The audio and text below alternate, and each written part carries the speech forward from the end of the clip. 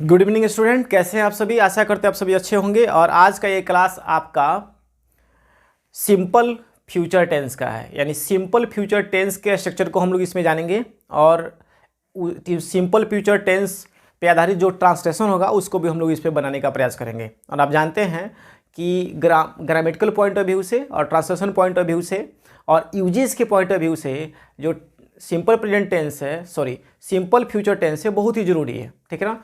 तो इसके जो स्ट्रक्चर है उसको हम जानेंगे। एक और चीज़ मैं आपको बताते चलूँ, अगर आप चाह रहे हैं इंग्लिश में अच्छा से बोलना ना, तो आपको सबसे पहले क्या चाहिए, जो टेंसेज हैं उसके स्ट्रक्चर आपको एकदम पूरा तरह से आना चाहिए। नहीं तो आप क्या कर सकते हैं, अच्छा से स्पोकन नहीं कर सकते हैं, क्योंकि ये जो स्ट्रक्चर्स हैं बहुत बड़ा रोल प्ले करते हैं, क्योंकि ये डिटरमाइन करते हैं कि आप क्या कैसे करेंगे, कैसे ट्रांसलेशन करेंगे। तो इसका कॉन्सेप्ट जरूरी है। तो चलिए हम लोग समझते हैं सिंपल फ्यूचर को। इसको सिंपल फ्यूचर। अब देखिए सिंपल फ्यूचर का जब बात हो रहा है तो आपको पता है फ्यूचर को कौन डिनोट करता है। हमारे पास बहुत सारे हेल्पिंग वर्ब है, जैसे ले लीजिए आप इज, आर, एम, इसको बताते हैं प्रेजेंट को। किसको बताते हैं? प्रेजेंट को। उसके बाद आपका क्या हो गया, वाज, वर, किसको बताते हैं? पास्ट को। ठीक है ना। वैसा ही हम लोग के पास दो हेल्पिंग वर्ब है, ठीक है ना, सेल या विल। हेल्पिंग वर्ब मतलब मॉडल वर्ब, ठीक है ना। एक किसको बताते हैं? फ्यूचर को।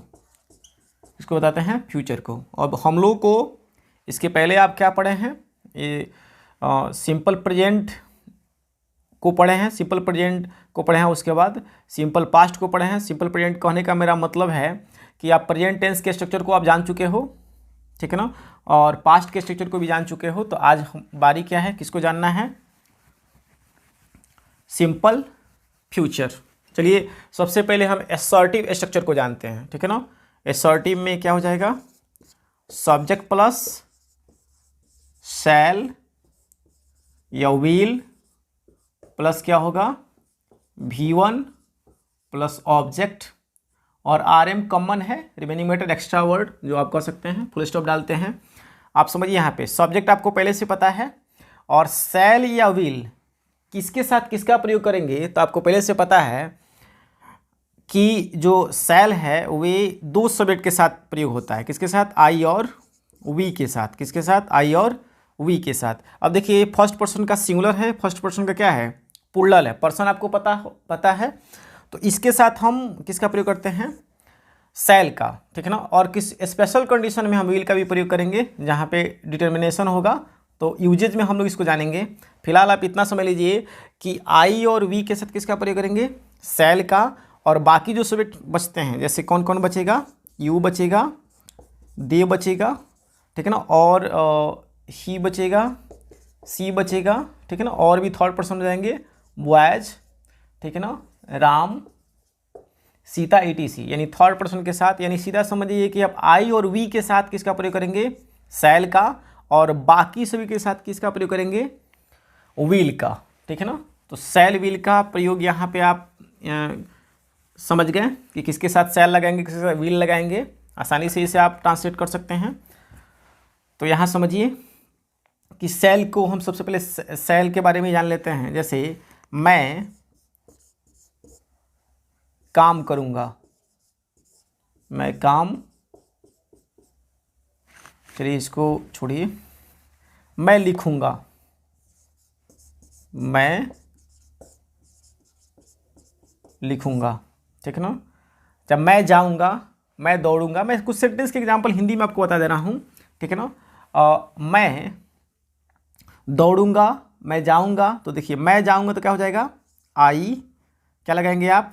शैल, आई शैल गो, ठीक है ना। हम लोग काम करेंगे तो क्या हो जाएगा, वी विल, ठीक है ना, डू वर्क, या और वी विल वर्क, ठीक है ना। दो तरह से हम ट्रांसलेट कर सकते हैं।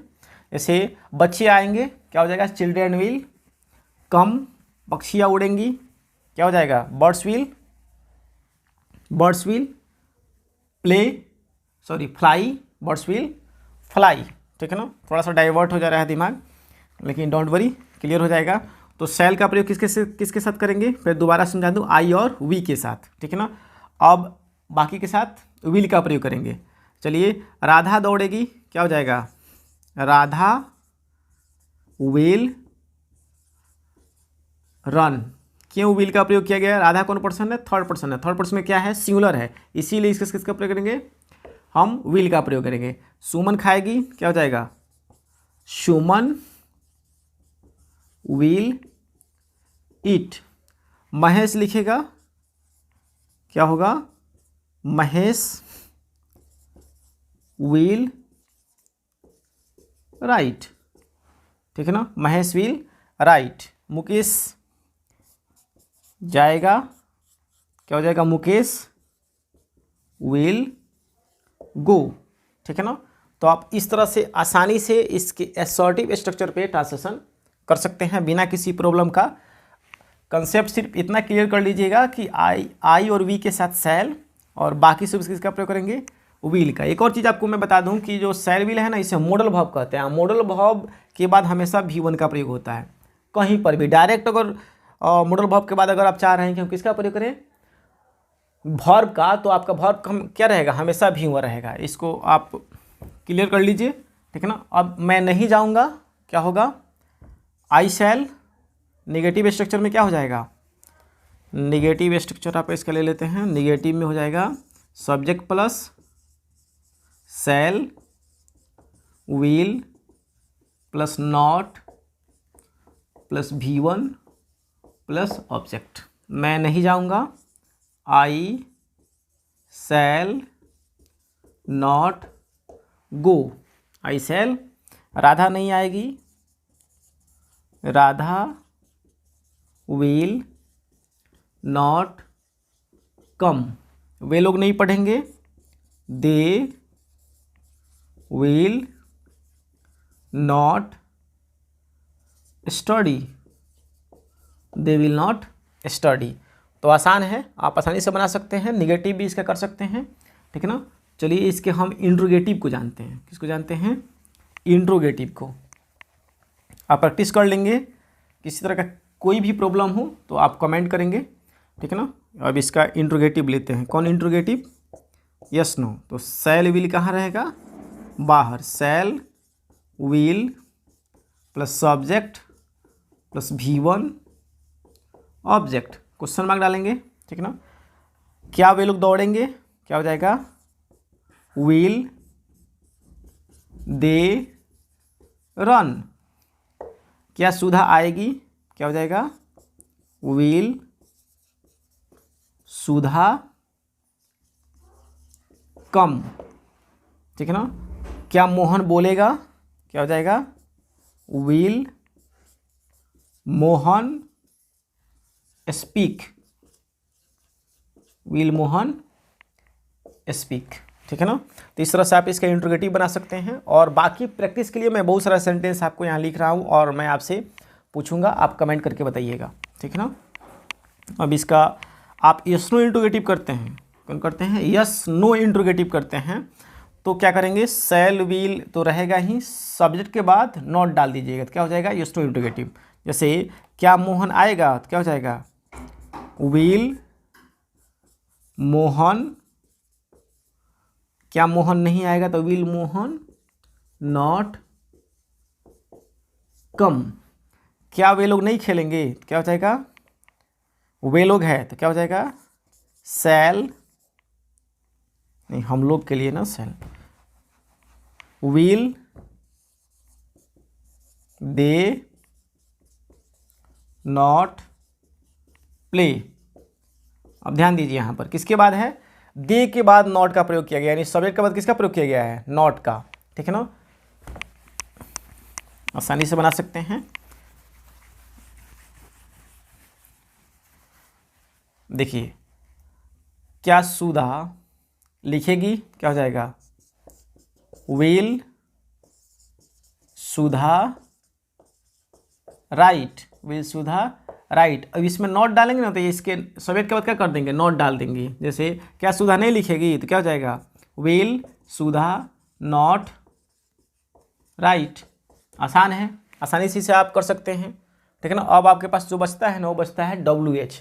तो WH देखिए, WH में कुछ नहीं करना होता है, थोड़ा सा एक ट्रिक समझ लीजिए यहाँ पर।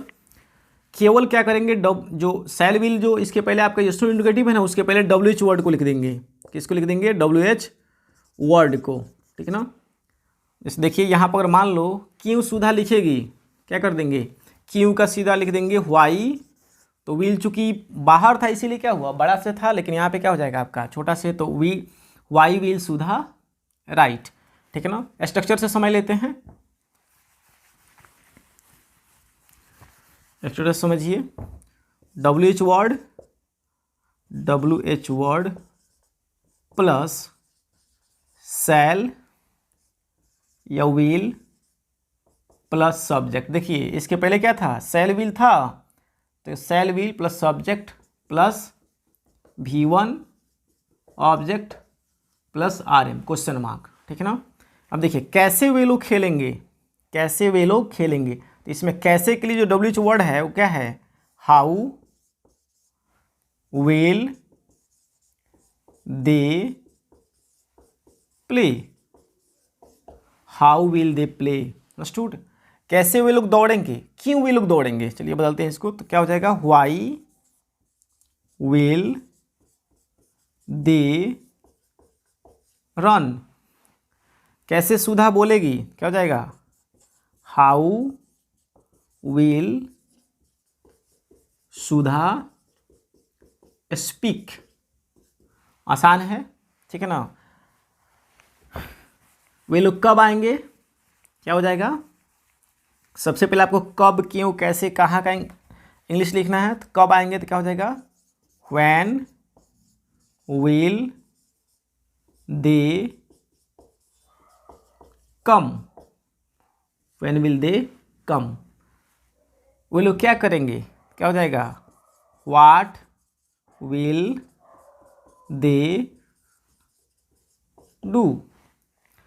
वे लोग कहाँ जाएंगे, क्या हो जाएगा, वेयर विल दे गो, ठीक है। तो आसान है, देखिए WH वर्ड आया है पहले, इसके बाद सेल विल सिलेक्ट किया गया है WH वर्ड। तो WH वर्ड कुछ नहीं होता है, जो यस-नो इंडिकेटिव आप बनाया है ना उसके पहले क्या कीजिएगा, WH वर्ड को लगा लीजिएगा, आसानी से क्या हो जाएगा, बन जाएगा, ठीक है ना। तो ये आपका सिंपल फ्यूचर का था। चलिए कुछ सेंटेंस आपके सामने लिखते हैं और आप इसको बताने का प्रयास कीजिएगा, प्रैक्टिस कीजिएगा, ठीक है ना। सेंटेंस मैं लिखता हूँ और इसके अकॉर्डिंग आपको बताने का प्रयास कर रहा हूँ। जैसे राम विल डांस, ठीक है ना। सोहन विल नॉट कम, ठीक है ना। Will Sohan come, will Sohan not कम, ठीक है ना। Why will Sohan